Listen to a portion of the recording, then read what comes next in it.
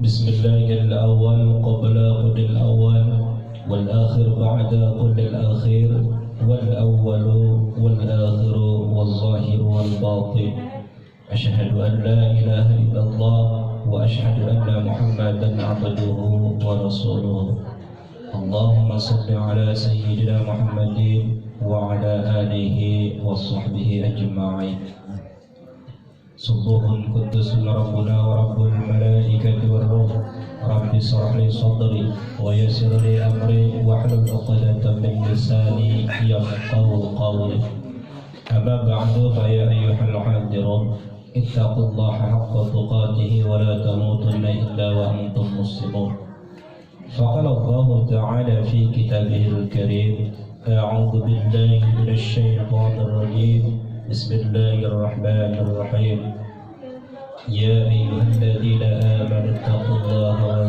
وذروا ما بقي من الربا إن كنتم مؤمنين فإن لم تفعلوا فأذنوا بحرب من الله ورسوله وإن تبدوا فلكم رؤوس أموالكم لا تظلمون ولا تظلمون صدق الله العظيم اللهم ارحمنا بالقرآن. Segala puji hanya milik Allah Jalla Jalaluh, yang mana pada malam hari ini Allah Subhanahu wa Ta'ala senantiasa memberikan nikmat kepada kita semua sehingga kita bisa berkumpul, bermuajah, bersilaturahim dalam satu acara pengajian rutin setiap malam Selasa. Mudah-mudahan langkah kaki kita menuju ke majlis ta'lim Allah Subhanahu wa Ta'ala senantiasa memberikan keberkahan kepada kita semua, yaitu keberkahan di dunia wa dunya wal akhirah. Salawat dan salam semoga selamanya tercurah kepada baginda Arab yang fatwanya begitu jelas, yang ucapannya begitu nyata, yang salatnya begitu khusyuk, yakni Habibana Nabiyyana Muhammad sallallahu alaihi wasallam, para keluarganya, para sahabat-sahabatnya, dan para tabi'in-tabi'atnya, kita sebagai umatnya. Mudah-mudahan mendapat syafaat nanti di yaumil qiyamah. Amin. Ma'asyiral muslimin, jamaah Yasin Fadilah yang dimuliakan oleh Allah Subhanahu wa Ta'ala. Kemarin kita telah menjelaskan bahwa Allah Subhanahu wa Ta'ala telah memusnahkan yang namanya riba dan menyempurnakan sedekah. Apa ayat yang di Al-Quran? Yamhaqullahu riba wa yurbis sadaqati wallahu la yuhibbu kulla kafarin athim. Bahwa kata Allah Subhanahu wa Ta'ala, Allah Subhanahu wa Ta'ala akan memusnahkan yang namanya riba dan menyempurnakan sedekah. Artinya apa? Artinya walaupun kita tidak ada, maka sempurnakanlah sedekah tersebut. Maka di dalam sedekah itu akan timbul dari hal-hal yang positif sehingga kita tidak sempat untuk bermain yang namanya riba. Lalu kemudian Allah tidak menyukai setiap orang yang tetap dalam kekafiran dan bergelimang dosa. Lalu kemudian innal ladzina amanu wa 'amilus shalihati wa aqamus shalah wa atuz zakata lahum ajruhum inda rabbihim wa la khaufun 'alaihim wa la hum yahzanun. Sesungguhnya orang-orang yang beriman, mereka selalu mengerjakan kebaikan-kebaikan lalu kemudian melaksanakan sholat dan menunaikan zakat, bahwa mereka akan mendapatkan pahala di sisi Allah Subhanahu wa Ta'ala, dan mereka tidak ada rasa takut dan mereka tidak ada rasa bersedih hati. Lalu kemudian kata Allah Subhanahu wa Ta'ala kelanjutannya, wattaqulan wadila sirakabe yawma ing dalam dina turja'una bakal dikembalikan sirakabe fihi ing dalam yaum ilallah tumeka maring Allah summa tuwafi kari-kari ngebalas kullu nafsin saban-saban diri ma apa barang kasabat kan wis ngerjakan sirakabe wa hum utawi kabean la tuzlamun ora dirugiakan sira kabeh. Kelanjutannya bahwa Allah Subhanahu wa taala memberitahu kepada orang-orang yang beriman disuruh takut kita kepada Allah Subhanahu wa taala. Orang-orang yang takut kepada Allah biasanya wadaru ma baqiya minar riba, yaitu meninggalkan perkara-perkara yang tersisa dari riba tersebut. In kuntum mu'minuna, jikalau kalian orang-orang yang beriman. Jadi bukan orang-orang wa in kuntum muslimina, tapi mu'minina, yaitu orang-orang yang beriman, bukan orang-orang Islam, tapi orang-orang yang beriman. Kalau orang-orang yang beriman, sudah pasti mereka akan meninggalkan perkara-perkara yang tersisa dari riba tersebut. Fa'illam, maka jikalau tidak mengerjakan atau tidak meninggalkan, fa'danu biharbi, maka umumkan kepada mereka biharbi, dengan perang.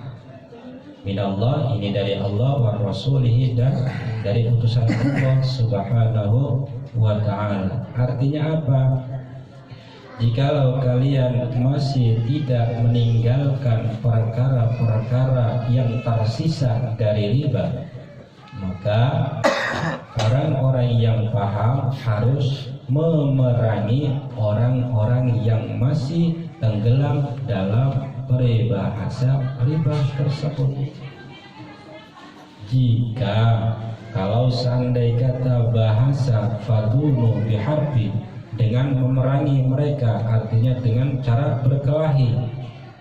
Karena bahasa di Al-Quran di sini bukan berkelahi atau memarahi, tapi jikalau kita mampu memberikan nasihat maka nasihati, dan jikalau tidak mampu dengan nasihat maka doakan agar supaya apa? Agar supaya mereka mendapatkan hidayah, petunjuk dari Allah Subhanahu wa taala. Jikalau bahasa di sini untuk memerangi, maka yang ada penjara, main pukul, main hantam, ujung-ujungnya dipisah. Makanya di sini fa'danu biharbi, umumkan kepada mereka peperangan. Dan peperangan di sini bukan artinya tonjok menonjok atau pukul memukul, tapi jikalau kalian bisa menasihati maka nasihati dengan cara yang baik. Jikalau tidak mampu dengan nasihat maka doakan mereka agar supaya mendapatkan hidayah dari Allah Subhanahu wa taala.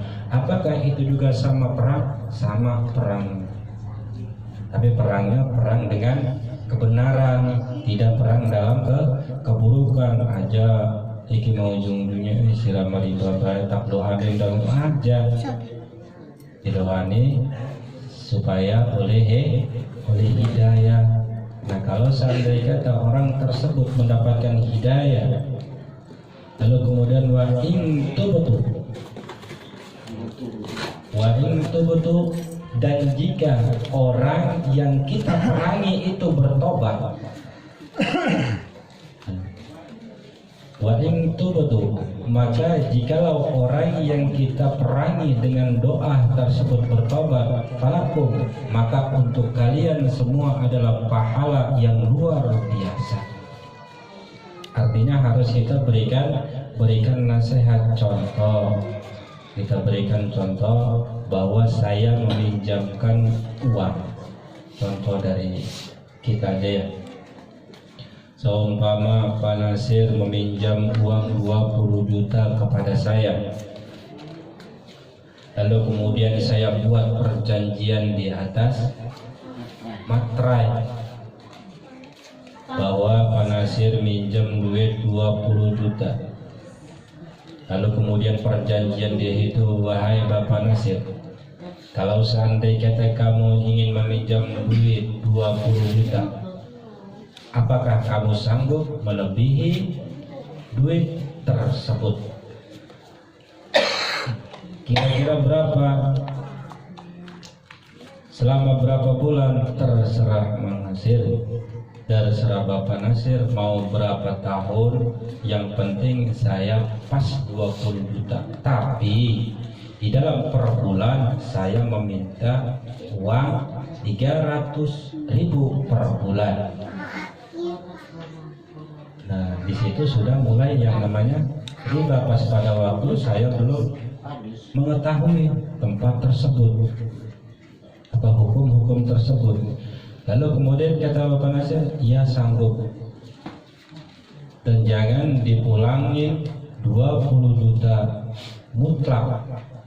Artinya jangan pernah dicicil-cicil.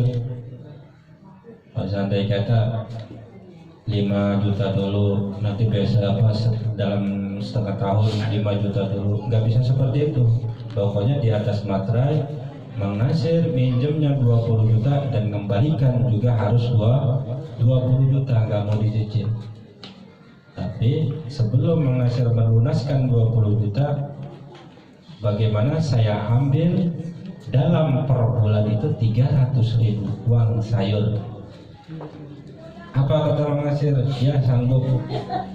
Nah, pas pada waktu sanggup, persaksianlah di situ di atas materai bahwa Mang Nasir menyanggupi. Dalam 1 bulan Mang Nasir membayar uang sayur 300.000. Lalu kemudian sampai selama 1 tahun, berarti duit tersebut sudah masuk dalam 1 tahun 300, berarti 3.600.000 yang sudah masuk duit sayur. Dalam selama itu, kemudian dalam 2 tahun tidak melunasi juga. Lalu kemudian saya memahami tentang ayat tersebut. Mana ayat tersebut? Ya ayyuhalladzina amanu taqullaha wa dharu ma baqiya minar riba in kuntum mu'minun fa in lam taf'alu fa'danu bihablin minallahi wa rasulih wa in tubdu. Lalu saya bertobat kepada Allah. Ternyata apa yang saya transaksi tersebut saya berdosa. Lalu kemudian saya bertobat kepada Allah. Saya panggil Mang Nasirnya, Mang Nasir ke sini. Ada apa? Mang Nasir pada waktu itu minjem duit 20 juta. Lalu kemudian di atas materai ini dikembalikan harus pas 20 juta.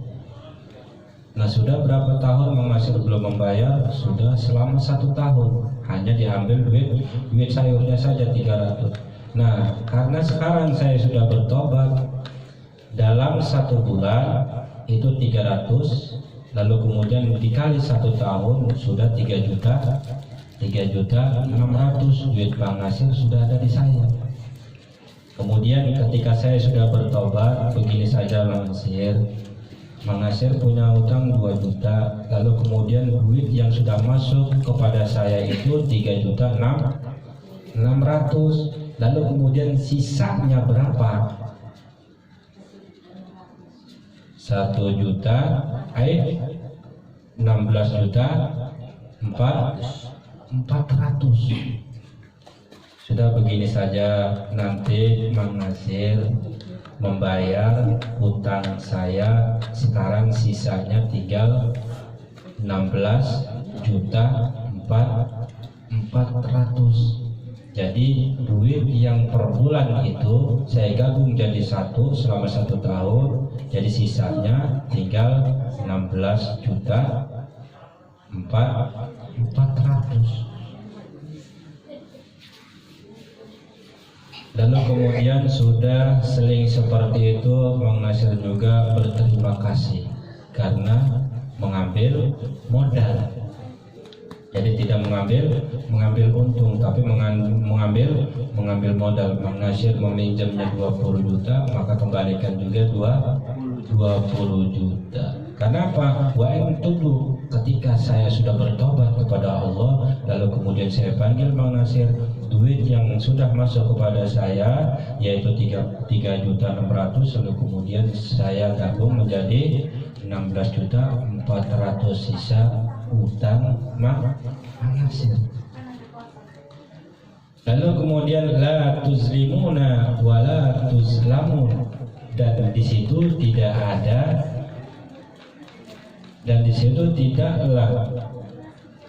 menambah dan tidak pula mengurangi dari hasil peminjaman tersebut. Wa in kana tu usrati fantaziru ila maisarati.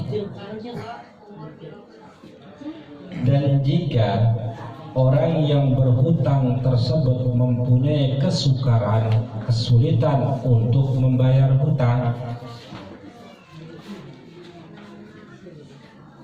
lalu kemudian mengasir sulit untuk melunaskan uang yang sisanya 16.400.000, kesulitan untuk bayar hutang, mencari lagi lockdown, semuanya sedang di lockdown, jadi susah untuk bayar hutang. Lalu kemudian fantazilu, maka berilah keringanan untuk membayar hutang tersebut ila maisarati, sampai datang waktunya mengasir mempunyai duit tersebut. Lalu kemudian saya panggil lagi mengasir ke sini. Kalau seandainya kata mengasir belum sanggup bayar, maka saya beri keringanan, saya sampai mengasir mempunyai duit untuk melunaskan utang yang sisa 16.400.000 tersebut. Lalu kemudian saya melihat mengasir serba susah, serba sulit, dagang juga kadang mampu, kadang enggak. Lalu kemudian wa'ang tasaddaqu, lalu kemudian saya panggil mengasir ke sini. Sisa duit saya berapa? 16.400.000.